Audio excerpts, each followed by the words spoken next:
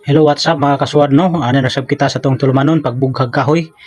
Kini atong trabaho karon mga kasuwad, dili na to isalig ni sa mga babae ang pagbughag kahoy. Kay trabaho man sila kay bugat man yung trabaho kita gibudumog aning mga kahoy diri nga bugat kayo.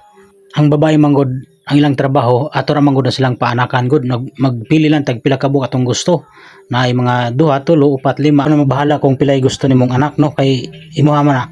Pero di kita pwede magpadagag anak karong panahon na kay di man ta makapaedukar kung daghan na to atong mga anak. Kamo na lay bahala pag control. Kay narabay kasagarang mga laki di pud ka control paabot lang pug mga 18 ka buok ang anak kay di man kabalo mo control.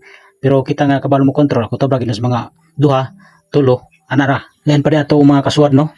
Kumusta man mong tanan mga followers, mga palangga kong mga suwad no.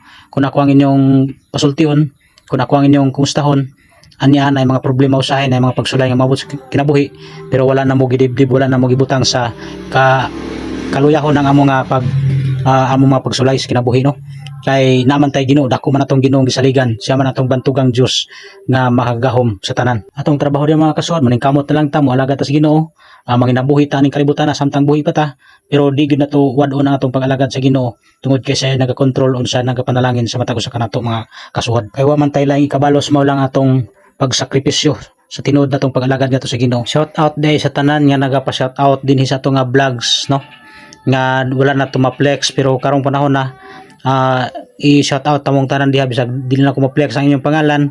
Salamat lang diha sa inyong pagsuporta, pag makugihon sa pagsudong sa tong mga videos, mga reels o uban pa mga long videos.